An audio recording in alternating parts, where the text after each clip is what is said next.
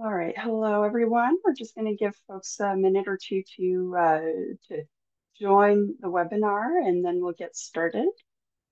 So we will just take a minute or two until folks have filtered in, and we'll get started on today's webinar.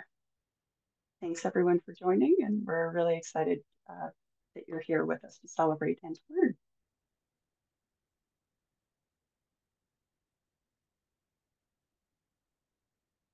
All right.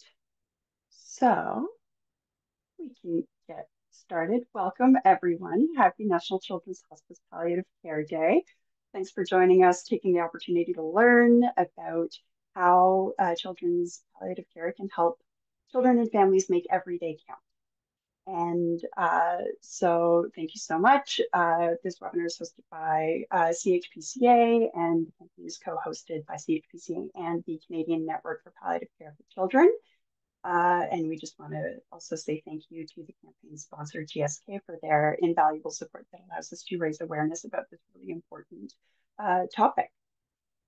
We want to start off just by acknowledging, well, I want to start off by acknowledging I'm joining from the unceded and unsurrendered territory of the Anishinaabe Algonquin people, whose presence on this land has gone back to time immemorial. We encourage everyone here to take a moment to honor the traditional lands of the Indigenous peoples from which they're joining. So feel free to share those in the chat with everyone as well. So just a few housekeeping items before we get started, and I hand the mic off to our wonderful speaker, Alex. What is being presented today should not be taken as medical advice. If you have medical questions or concerns, we always recommend that you reach out to your healthcare providers for those, and because they're the best people to answer those questions for you. The webinar today is being recorded, and we will be sharing the slides as well as the recording of the webinar with folks, with everyone who registered afterwards. It'll just take us a few days to get that uploaded and shared with everyone. For any questions, we encourage you to ask them as they come up during the presentation. We don't want anyone to have a really great question that they hold off for the Q&A session at the end and then forget it when it comes time to ask questions. So feel free to ask questions throughout the presentation. We'll address as many as we can. And otherwise, there will also be a question period at the end of the presentation. So if we can't get to it during the presentation, we'll be able to answer questions at that point in time. And then apart from that, I will hand things over to the wonderful Alexx Friesen, Child Life Specialist at Sick Kids now. And you can take it away and tell us all about your work and how how you and other child life specialists also help make every day count for children and families across the country. Thank you. Thank you, Kat. Nick, you can skip ahead to the objectives. Thank you. So today, my hope is that everyone leaving will have an understanding of the benefits of play for children living with serious illness. We're going to explore your level of comfort and understanding in playing for children who are unable to play themselves, and we'll hopefully have gained some tangible tips and strategies that you can take into your own practice. Just so you know, when I speak about child or children, I'm referring to anyone receiving pediatric palliative care, so typically under the age of 18. Next slide. So who am I? I'm Alex, as Kat said. I'm a certified child life specialist. I currently work in a children's hospital on a pediatric palliative care team. Prior to that, I worked in the hospice setting as well as community hospital setting. So I've been kind of all over the place, and I've been very fortunate to be doing pediatric palliative care off and on for a while now. I am also a children's book author. I co-authored the book all about the intensive care unit, how to prepare kids for an ICU visit, which is hopefully self-explanatory as to what it is. I am a very proud dog mom to Juno, who's almost 3 years old. That's her in the picture, obviously. And I consider myself an avid collector of hobbies. I am a master of none of them, but I like to dabble in a lot of different things because I get bored very easily. I do quickly want to explain child life for those of you joining that may not know. A child life specialist is a healthcare provider who provides support to infants, children, youth, and families that are experiencing challenges. So typically illness, injury, trauma, death, and a lot of other different things that might come up. A lot of the work that we do is centered around play and how we use play as a tool to prepare kids for challenging events or to work through them. So that can be diagnosis education, preparing for medical procedures, coping with a loss, kind of all of the things in between all of that. So it's very, very broad, but play is definitely at the center of who we are and what we do. Next slide. So I'd like to know who all of you are. So if in the chat you could put your name, your pronouns if you're comfortable, where you live or work, whatever you feel comfortable sharing, what your role is, whether that's your professional role, your personal role if you're a caregiver. And then I'd like you to answer the question, what was your favorite childhood toy or game? Mine was Barbie. So that's why I put a picture of Weird Barbie there, because I often like to channel my own inner Weird Barbie, and I think all of us should as well. So we'll take a couple minutes. I'm going to read some of the things that come in. Please don't be shy. I'd love to know who I'm speaking to. I know for sure we've got some child life specialists on the call, but I'd like to see who else we have. Child life, love it. Hello, everyone.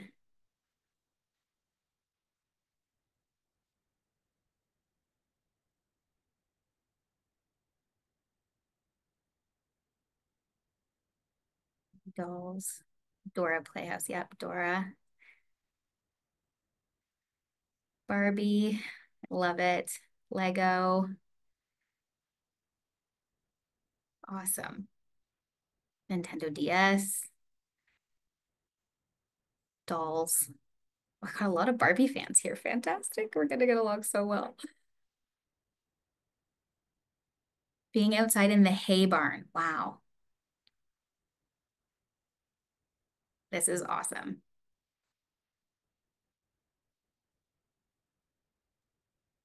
And I just shout out the AZ bake oven also. That I was so jealous of all of my friends who had one. Yeah, seriously. Oh, amazing. Oh, this is so good.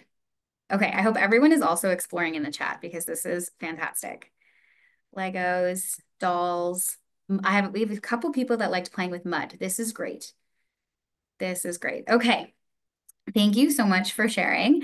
I really like knowing who I'm talking to when I do presentations, and it's obviously very difficult to do that when you're virtual, and I can't see any of you, so that's very helpful. Nick, you can go to the next slide. Okay, so in general, children speak 3 languages. This is, of course, based off of what we would consider maybe typical development, but in general, children speak through body language and they can understand body language, very basic, plus or minus 2 years old. Spoken language, stringing together intentional words or phrases around 2 to 3, again, plus or minus. But play language starts at birth. And so even for kids who cannot communicate their spoken language, they can often communicate their thoughts, feelings, wishes, ideas through other means. And sometimes, if not oftentimes, that's through play. So no matter what, between different children, no matter what their abilities are, where they're from, play is the common denominator. Next slide. So I've taken this quote from an expert, Princess Anna from Arendelle, also from the movie Frozen. And in the movie, she says, the sky's awake, so I'm awake, and we have to play. And I wanted to highlight this because I think it resonates so true for children. The sky is awake, so I'm awake. And if I'm awake, that means I have to play. And it's so, so true. And as I mentioned just a moment ago, play behaviors are seen in children starting in infancy. And so playing is an incredibly important part of development. But if you're like, okay, Alex, that's a cartoon, that can't be that real. Next slide. If you don't believe me or Princess Anna, perhaps you'll believe the United Nations. So for those of you that don't know, the UN Convention on the Rights of the Child actually highlights the importance of play as a basic right in childhood. But if you're like, okay, Alex, that doesn't really highlight anything about palliative care. Next slide. The International Children's Palliative Care Network actually has a charter of rights for life-limited and life-threatened children that also states that play is a fundamental right and something that these children specifically should have access to. So this isn't a rule I made up. So now that you believe me, and now that you know that I'm not just making this up, we can talk about the language of play. So we know that demonstration of playful behaviors begins in infancy. Keeping in mind, again, that we're referring to children who are typically developing. And so there are scenarios where we may not notice these behaviors. Children who may have physical or cognitive disabilities, however, can demonstrate these behaviors as well, but we will talk more about that after. In a medical setting or somewhere where it's more sterile, more healthcare tools and things like that, kids are often told no. Don't touch that. Be careful. Don't talk too loud. There's lots of restrictions of movements, actions, behaviors, maybe language, and that is very unnatural for children.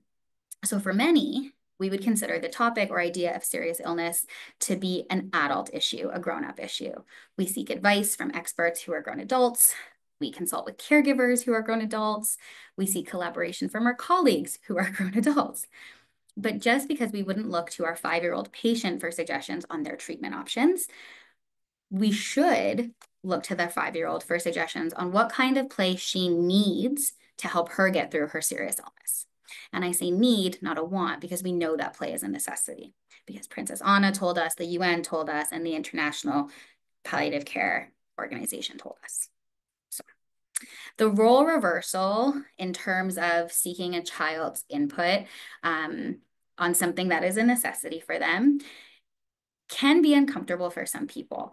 It is a power dynamic shift, and unless you are truly a pediatric professional in some capacity, it might seem unnatural. But allowing kids to be in the driver's seat, especially when it surrounds something that is so clinical, so technical or medical as serious illness, it can feel counterintuitive. But for kids, this is what is intuitive. Play is the thing that comes naturally to them. And so introducing that common language in a scenario that might be very foreign for this child or this family can make a world of a difference. When it comes to play, we need to let the kids be the experts and accept the fact that we are novice. Even though we used to play, we used to be very good at it, we've grown up and we're not as good at it anymore. And that's normal. But we need to take a step back and realize that we are not the experts in this particular area. So a few minutes ago, I asked you to think about, you can go back, Nick.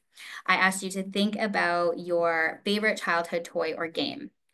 The number one thing, and a lot of you were very quick to respond, which is amazing. But I want you to take a minute to recall what you shared. Just a minute. Recall, picture it. Picture a scenario where you were playing with it and how much fun you had. Now imagine having a grown-up who you might not know very well, who might be a little scary, come into your life, come into the room where you were playing with that thing, try to take over how you play with that special item, whether it was your Barbies, whether it was your mud, whatever it was that you love to play with. And they now try to tell you how to play with it, when you can play with it, or whether or not you're allowed to play with it at all because of this thing that's happening to you that you don't have any control over. That's what it can be like for kids who are facing life-threatening, life-limiting illnesses, for kids who are at end of life, or even for the siblings of these children. So I would argue that by not allowing them to play or not giving them the opportunities, we're actually quieting their voice if we're speaking about play in terms of language. You can go to the next slide. So I do want to touch on some of the different types of play and how they show up in palliative care. It's not meant to be overly complicated. I won't be quizzing you on this, but I think it's important to highlight that these things actually have a name. There's research behind them. And I want to provide some examples so you can see how these show up not only in your clinical work, but how they might show up even with children in your own life, whether that's your own kids, your friends' kids, nieces or nephews, grandchildren, etc. So the things that we see in children are often, when it comes to play, are often very normal play behaviors. So some of the things I want to highlight, we have associative play. And this is when a child is playing with an individual, interacting with the other person through play, but we're not sharing a common goal. So I might be building with blocks and I've started building a bridge, and the child I'm playing with might also be building with blocks, but they're trying to turn my bridge into a house. And that's okay. It's perfectly normal. Cooperative play is when we're playing together and we share a common goal. So we're building with blocks and we're both working on the house or the bridge, whatever we've decided on, but we both understand what the goal is. Parallel play is when two children or a child and another individual are both playing, but they're playing next to each other or near each other, not with each other. So this could be a child and I sitting together, I'm blowing bubbles into the air, and the other child is playing with the dollhouse. Spectator play is when a child watches another individual play. So they might offer advice or suggestions or ask things, but they're not completely involved. So this might look like the child has watched me now play with the dollhouse, and they're not entirely interacting, but they're making suggestions. I think this one's the mummy. You can put the mummy over there. I think that one should go into the bedroom. No, I think that one should be in the bathroom. But they're not actually touching it. They're not actually doing anything. They have no desire to touch or do anything, but they're happily giving suggestions on what I should do with the toys. Now, medical play I've included. It's not a formal type of play in terms of a broad umbrella, but it's more of a subtype, and it's a really important one, especially when it comes to child life. And so I would have been completely remiss not to include this. It can look like any of the above examples. We can have associative play where we're doing medical play, spectator play, etc. But like I said, it's really important when it comes to the work of child life specialists. And so I think it's important to highlight. So medical play is very often done in child life. And when we do it to meet certain therapeutic goals that we've set with the patient or with the family. So this can be through learning about a new diagnosis or about an injury, explaining or preparing for medical procedure, coping with medical devices, or any other thing that relates to that. But medical play is something we can all participate in, and you might actually have done it at some point in your life with other children. Using doctor's kits just for fun, letting kids play with something as simple as a Band-Aid. Little kids are often, for some reason, so obsessed with Band-Aids.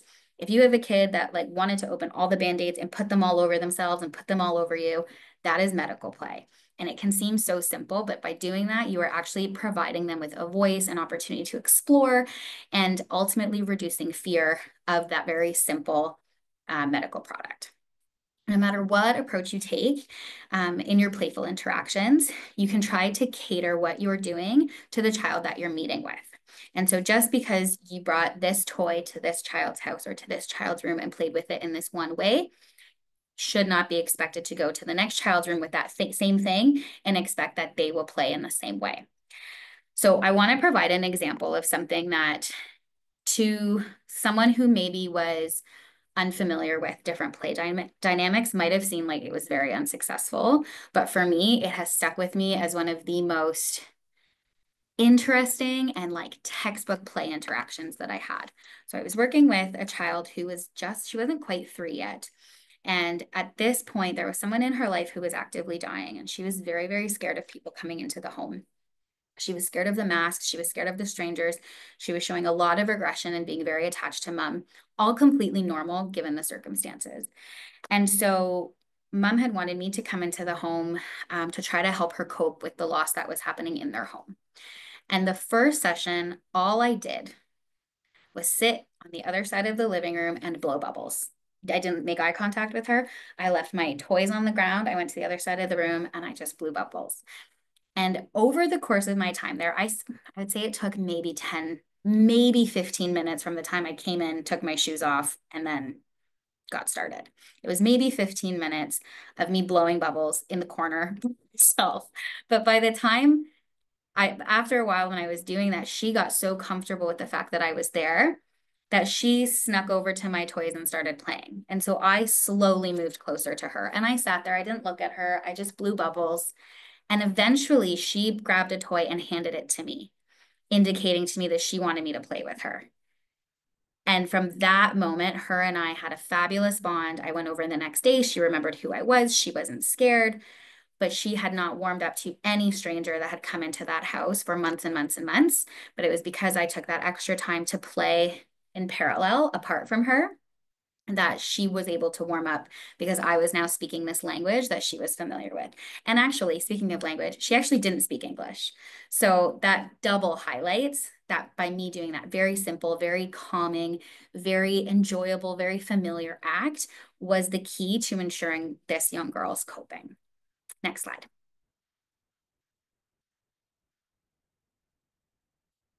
So I came across this quote, even the sickest child can be helped to play, in a research paper, actually, that I was reading when I was prepping for this presentation. And I feel like it so perfectly highlights exactly the point that I want to get across. So while a lot of us are comfortable in what we might consider traditional or more typical playful interactions with kids, I've worked with some even seasoned professionals who have expressed a discomfort or even a lack of knowledge on how to play for a child who cannot play in the more traditional sense that we might envision. So this can be for children who are restricted because of medical equipment, but they might still be alert and oriented, or children who are incredibly ill and unable to participate as they normally would. And so these situations, I have seen people either assume that now because the child is so sick, or maybe they're even at end of life, they can't participate like they normally would. And so we just won't provide them anything. And we should actually be doing the opposite. There's so many things that we can do when a child is so sick or even nearing end of life that still speaks to them or for them in a language that they understand. So some suggestions that I have for this. So be patient, give the child time to respond or to explore the thing that you're sharing with them in their own way. So that's, a child who might, let's say, have some cognitive disabilities now because of a brain tumor that's spread, or another illness that is degenerative. If they can't respond to you in the speed or the same way that they normally would, don't try to answer for them. Don't cut them off and finish their sentence because you know what they're going to say. Just wait for them. Even if it feels awkward, it doesn't feel like a typical social interaction. Just let them finish and let them try to explain what they're trying to explain. Consider alternatives to touch. So if we can't use our hands, can we touch the toy to our arms? Can we touch it on their feet or on their head or on their shoulders, on their legs? What other ways can they interact with that item that might be different than what they were doing before? Take things slowly, be mindful of sensory overload. So maybe they really liked the light spinner that plays music and blows bubbles a couple weeks ago. But now maybe they're so sick. And so instead of the lights and the music and the bubbles, we do just bubbles, or we do just music or just lights. Notice their subtle cues, allow them to take the lead, adjust your goals and expectations along the way. So try not to be attached to the outcome. Just because we were not able to reach that specific certain goal does not mean that whatever interaction we had or whatever that play interaction was, that it wasn't useful or it wasn't helpful or it wasn't beneficial. Instead of the typical techniques, we're going to get a code in a second, one moment.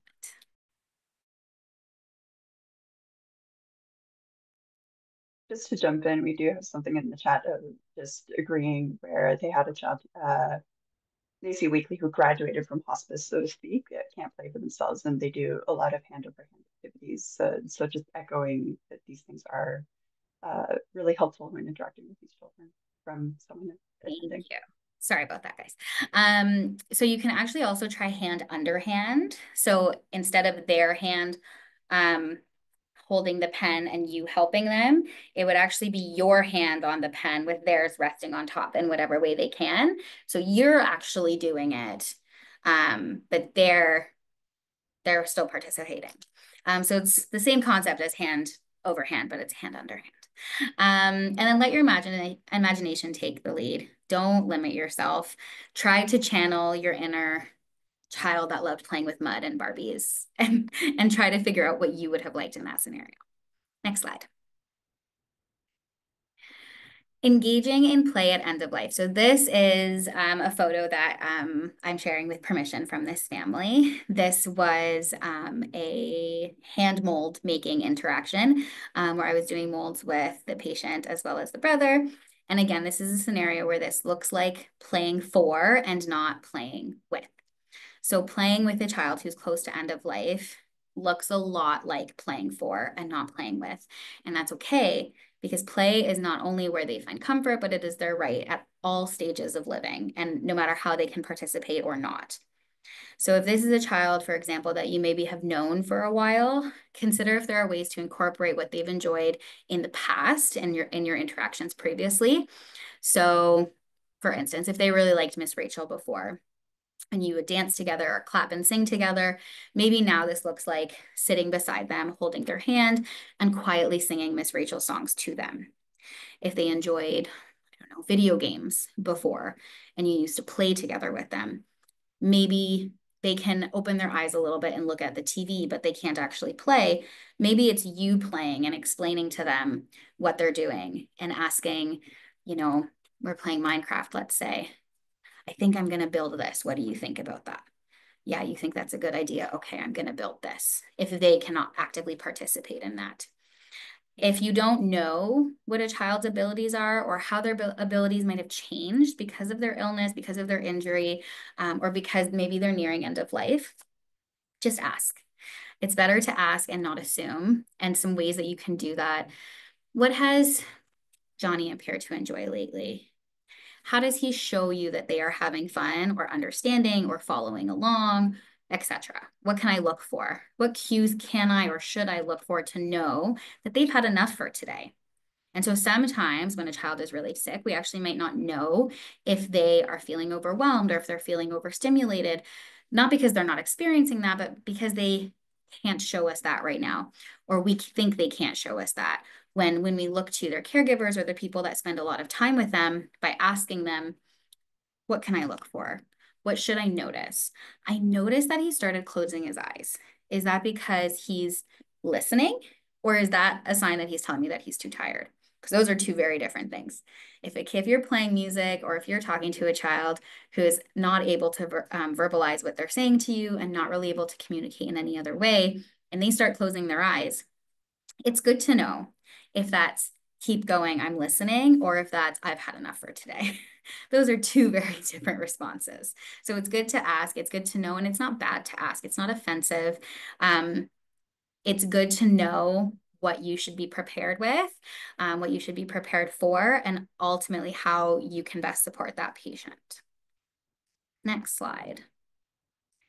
So I did want to touch on the difference of memory versus legacy, because this is something that I'm sure a lot of us do and talk about, but there's actually a difference between the two, and they're often used interchangeably. But I thought it would be important to highlight that this is actually a topic that's not well enough researched, in my opinion. There can definitely be more, but there is some really good research out there right now that highlights the difference between memory work and legacy building. So memory making refers to intentional activities when a child is nearing end of life. Memory making is intentionally done as a means of creating tangible items or keepsakes because a person is dying. So this is things like taking a child's handprints when they're actively dying, doing hand molds, fingerprints, those kinds of things. Whereas legacy building in this context can happen at any time over the course of a child's life, over the course of their illness journey. They can be experiential things or relational things, and they can happen at any time, regardless of discussion or planning. So legacy building is something that can be done over time, repeatedly, and not just because someone is diagnosed with a life-threatening or life-limiting illness. It can be sharing stories of a person across generations, passing down family recipes, and it can be informal, and like I said, it can be without planning. So legacy can be a tangible object, but it can also be an intangible quality or memory, whereas memory work is the tangible stuff that we do at bedside at end of life. And yes, they're definitely used interchangeably, but I wanted to highlight the actual definitive difference between the two, just for our own understanding. Next slide, please. So we can, of course, use play to create memories. So using play creates positive memories for an experience that I guess would probably otherwise be negative and have some negative associations, maybe even traumatic events. And so by incorporating play into something like palliative care, where we're providing care over the course of an illness, is simple. It adds positive memories to the overall experience for both the child, their siblings, if they have any, for other family members, and it can actually reframe and reshape a memory to something more positive.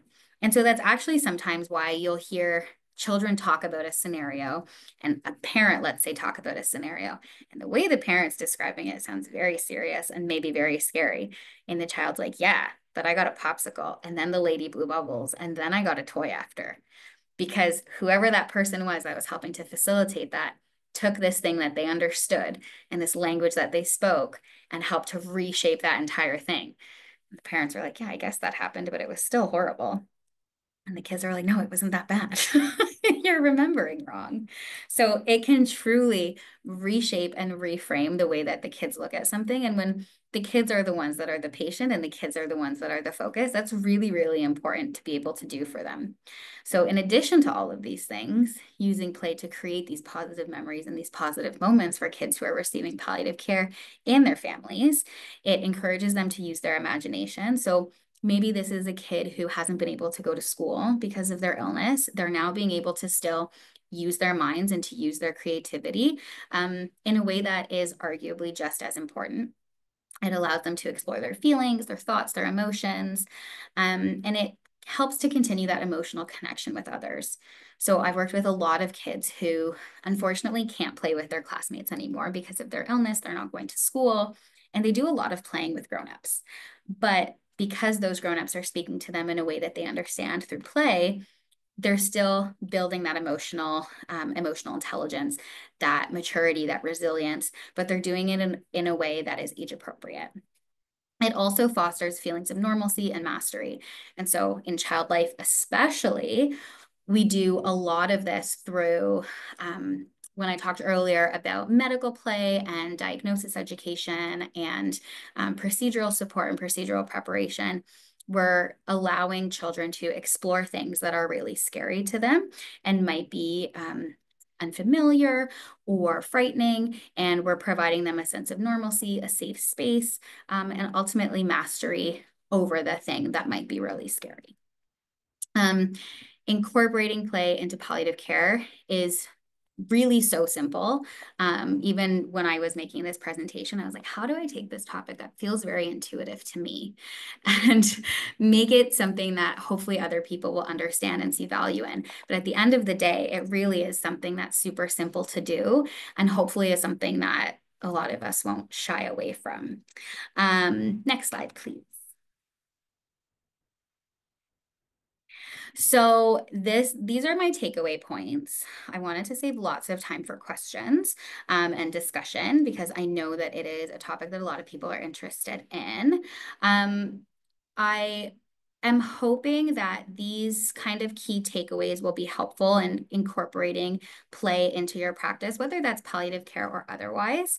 Creating a physically comfortable space helps to encourage playfulness. So consider the five senses. If the space is kind of scary or if the child is physically uncomfortable, it might be harder for them to play. Playing for is just as important and impactful as playing with. Legacy work can be done over time with the intention being to create positive memories. Reflect. Think about your favorite childhood game or toy. Think about your mud. Think about your Barbies. Think about your Nintendo DS, your Legos, all of those things that we said at the beginning. And think about the kinds of interactions that you would value if you could not play with that item yourself.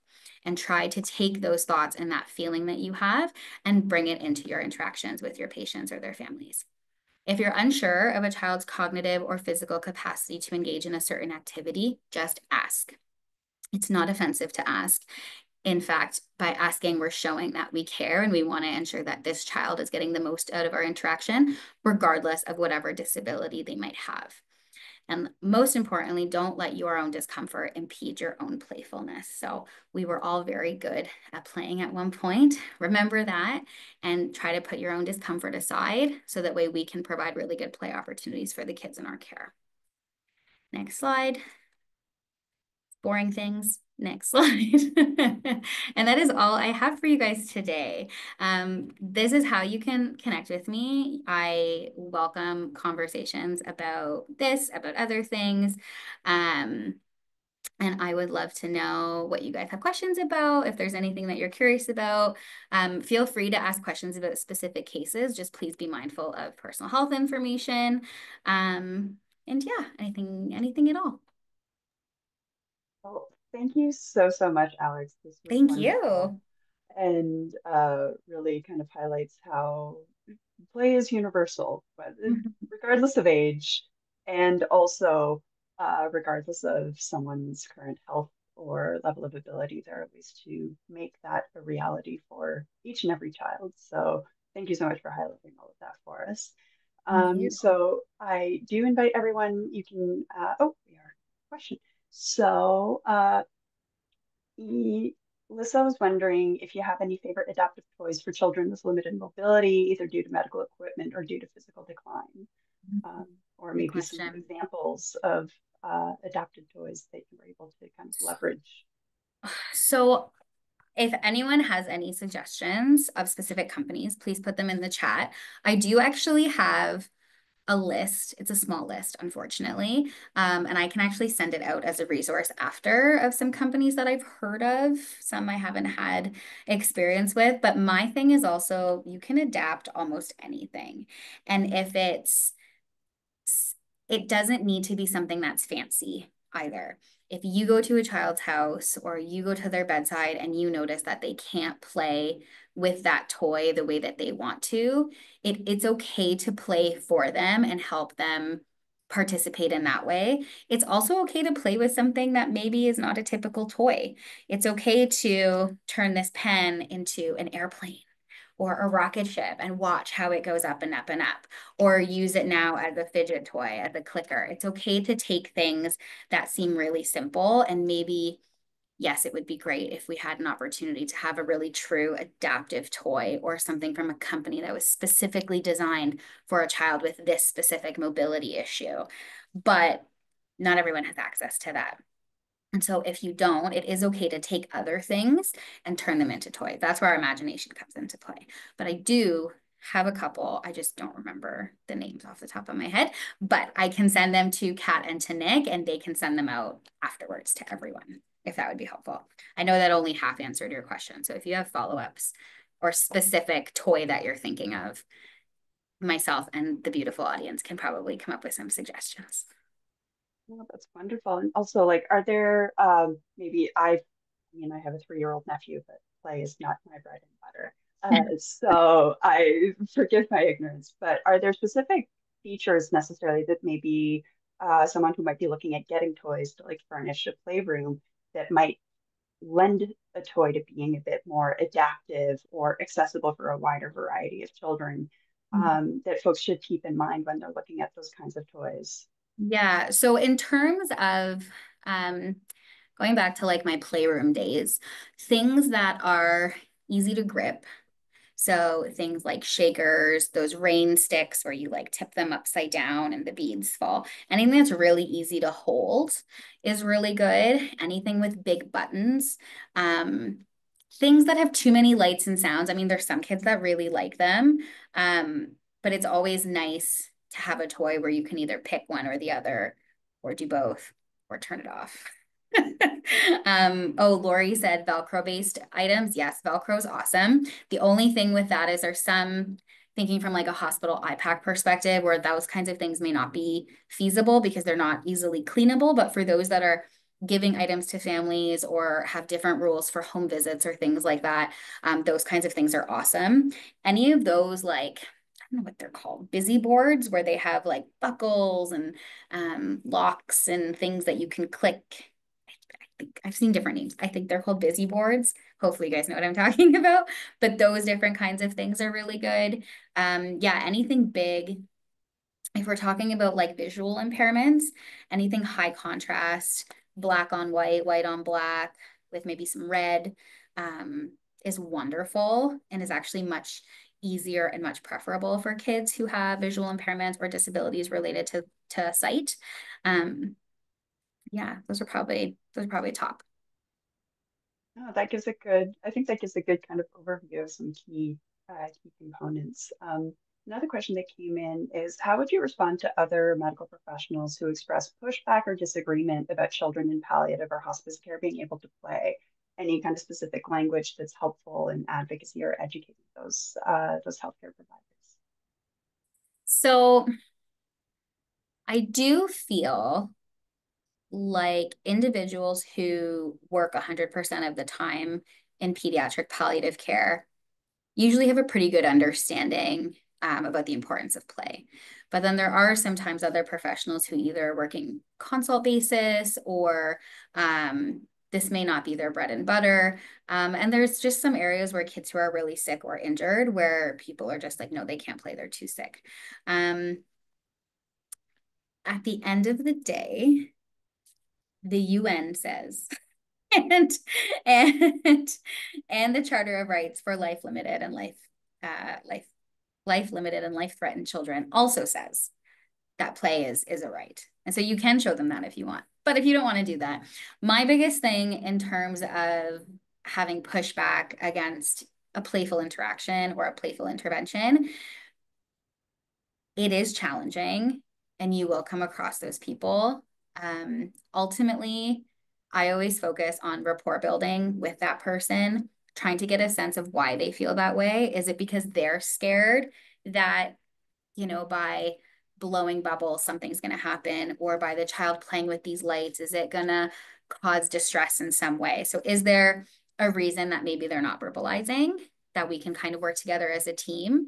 And if it doesn't have to be that one thing, if the lights are something that we're really concerned about, then maybe we can do something else. There's always more than one way that you can play.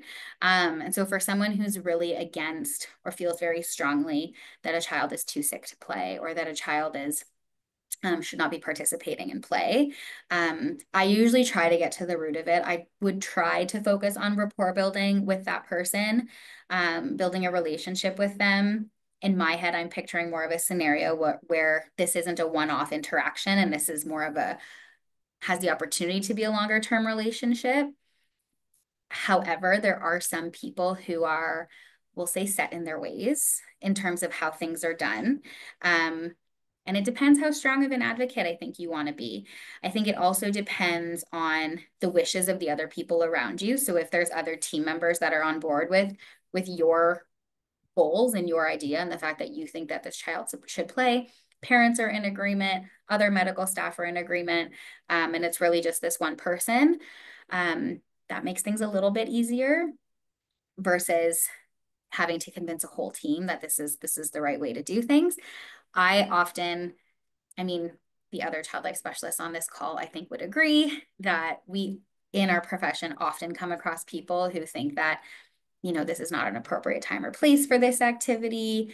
Kids shouldn't be doing XYZ because of ABC, or no, we can't do the procedure that way because this is how we've always done it. Sometimes I have found that seeing is believing. And so if you can build a relationship with this person and then try to just show them one time, sometimes just seeing the magic of how play unfolds with a child who is too sick or who is dying or has a severe disability changes their mind if they see it. Sometimes it really is, you have to see it to believe it. And sometimes it doesn't work, which I hate to say. I always go back to building a relationship, trying to foster that connection, allow them to see your credibility, that play is so much more than just play. And I think that's probably just the best you can do. I don't think there is a magic. If you do this and this, then you're set. I think that gives a variety of different ways depending on, yeah, exactly who, the source of the hesitation, or the source of the kind of disagreement, different ways to go about it. Mm-hmm. And also like emphasizing that quality of life component, that quality of life. And Lori shared in the chat, it's saying a child can't play is like telling dying adults they can't watch TV or, do their favorite things. Um, Exactly. and so emphasizing those things is Mm-hmm. And definitely I've worked in adult hospice and palliative care as well. And there are some people who are like, they're dying. They can't do that. They can't have a drink. They can't go outside. They can't. It's like, well, why can't they?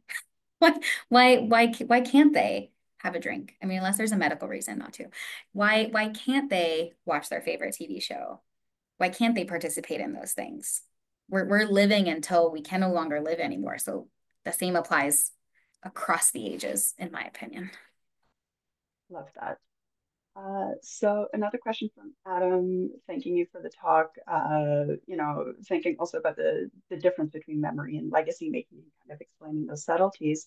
There are questions about play with a child near the end of life. Love the idea of playing on behalf of the child, but how would you maybe navigate if a family was worried that that approach would make their child feel sad because it kind of highlights things they can no longer do for themselves? It's something that they've encountered, and so they're wondering if you have any thoughts on how to navigate Mhm. those kinds of situations. That's a good question. And it is something, it always goes back to that piece about protection. I can't tell my child that they have cancer. I can't tell them that their sibling's dying. I need to shield them. I need to protect them. And I think I don't want them to watch you play Minecraft because it'll make them sad that they can't play Minecraft. And that can totally be true for some children. And I think it goes back to asking and not even necessarily asking the parents. But when we talked about, what cues should I look for to know that your child has had enough? Or, I've had some families who are like, they can't talk much anymore, but they can give a thumbs up or a thumbs down for yes or no. It's like, great, good to know.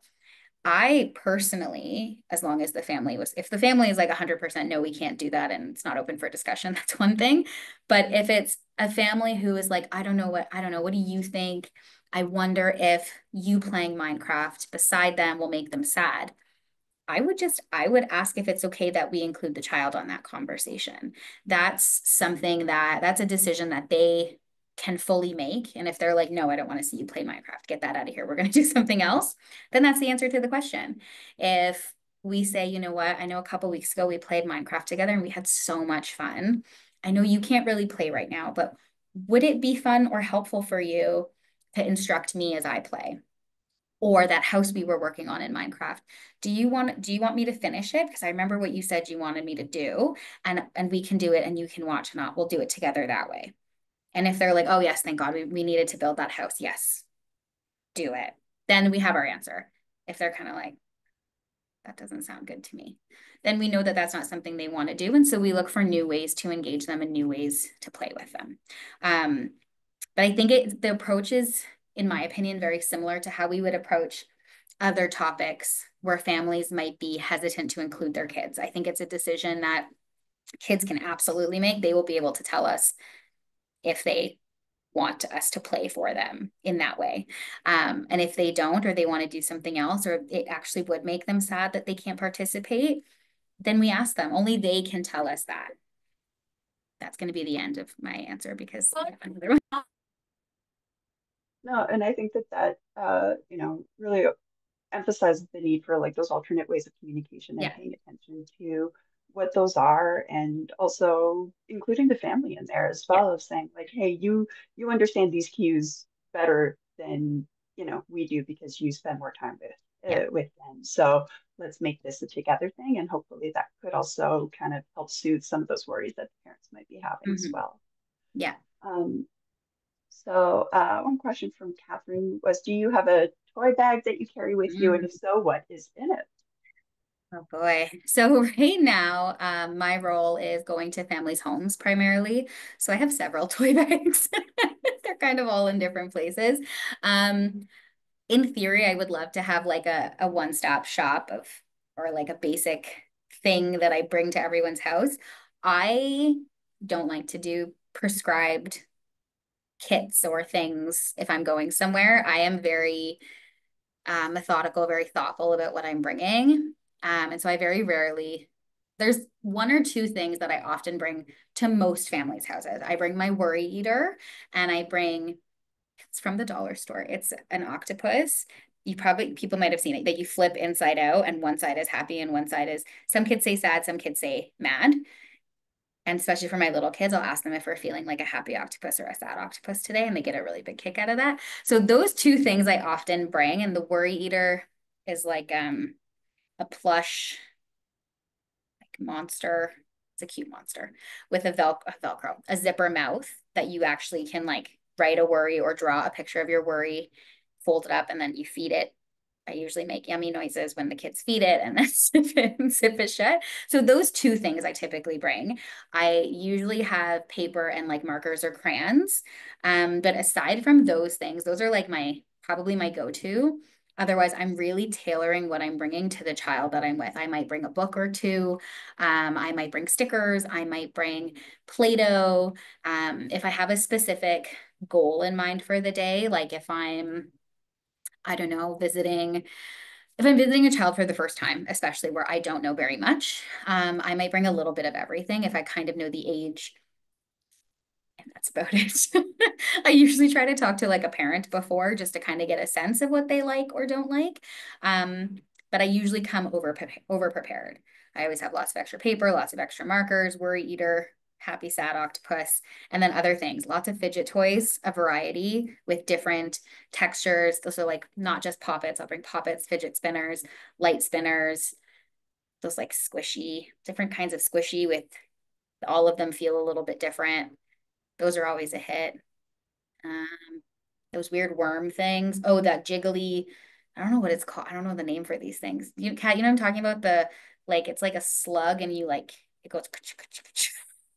See what I'm I talking think I about? know what you're talking about. It's like Yes, it, rainbow plastic, also dollar store. I bring so many different things, but then if I have a goal where like today I want to focus on rapport building or and maybe I'd like to do the dollar store slug. Thank you, Jamie. See, people know what slug I'm talking about. I'm oh so yeah, good. lots of people are going the If people slug have way. questions, I can send it in the resources. It's so good and it's wipeable. But I tend to bring an array of fidgets. And then if I have one or two, I usually have like one or two main activities planned with like a couple backups. And sometimes we just play for the sake of playing and we don't get the thing done that I wanted, and that's okay. Cannot be attached to the outcome of the visit. Right. No, Yeah. I think that gives a good overview of like Yeah, all I the can different kinds of I can ways. send a more fulsome list later if you'd like, Oh, Kath. absolutely. I'm sure people would love that.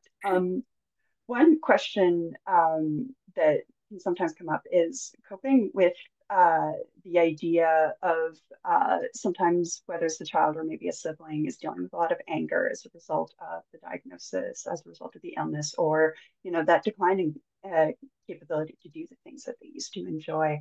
And that can be a tough one to navigate for loved ones and family. Are there kind of different tactics or approaches that you've used that you found to be helpful, or a few different starting points maybe that you could suggest for people who are trying to kind of support that child who is kind of dealing with a bit of that anger and frustration that can sometimes get in the way of kind of Yeah. that play piece and maybe using play to process some of that. Yeah, totally. So for those kinds of scenarios, I actually look at it more of now we're trying to cope with grief because this is a type of grief where our illness has taken away our ability to attend dance class, or I had to miss my taekwondo competition. I don't know, a lot of kids are in taekwondo right now because of my illness or because I had to go to the hospital or because my doctor says, I can't do that much physical exertion anymore or what might have you.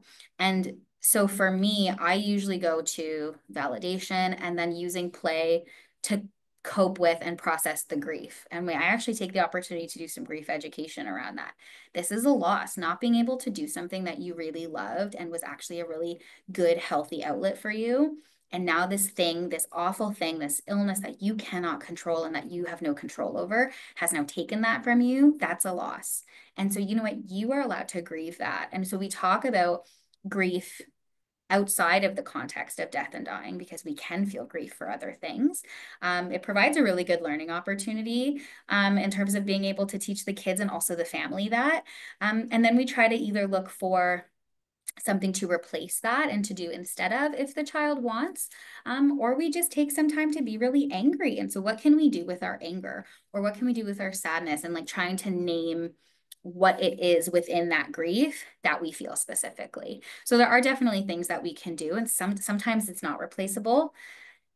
If let's say it was more of an experience thing, like, I want to perform on stage for my dance recital.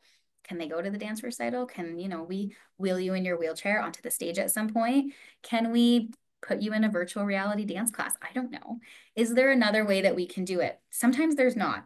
And so sometimes it's just a matter of how can I now help you cope with the grief that you're feeling because of this important thing that you've lost. That's wonderful. Another question that came in about, do you have a favorite memory making activity or maybe kind of a unexpected creative memory making activity that you enjoy? Favorite. I love making pillowcases. I say making pillowcases. The pillowcases are pre-made. I love decorating pillowcases. I love decorating pillowcases, and they can actually be used and adapted in so many ways. So often what we do is we take a blank pillowcase and we'll have, let's say it was a case of siblings. There's so many different ways you can do it. You can do everyone's handprints. I trace them with fabric markers on a pillowcase. You can do the patient's handprints on one for the siblings' handprints on one for the patient. You can do one for mom, one for dad, one for grandma. You can whatever you want. And it depends on what it is. It does not need to be used in end of life scenarios. If you've got a kid who's going to be hospitalized for a while, do some pillowcases. They're going to need a pillow at the hospital. But it's also a really nice one because I've had families in scenarios where the child is going to die, do a pillowcase with everyone's handprints and messages on it, and they'll actually use that pillowcase in the casket for the child at the funeral. And so it's a really, really good activity. It's something that everyone can participate in. It's for younger kids. It can be for teenagers. I've had adults participate. And yeah, Lori said you can get them at the dollar store. The dollar store does have pillowcases now. So you can grab, I think they come in packs of 2 usually. And they have some pattern ones, but they also have solid ones. So if you just want white, if you just want gray or orange, yeah. Oh, Jamie said, I've seen the hugging arms around a t-shirt. I've seen that a lot on TikTok recently. People have been painting their arms and then you wear like a white t-shirt and then you hug the person. So then you have their arms around. It would be very messy to do at somebody's house. I am hoping that I have a patient that sees it on like TikTok or something that asks to try it. And if I do, I will report back somehow. Share it on Instagram. Yeah, Everyone should see yes, sure, absolutely. it. Right. And also someone else was asking about favorite children's book for end of life that you Mm. want to recommend, other than, of course, your wonderful book about Yeah.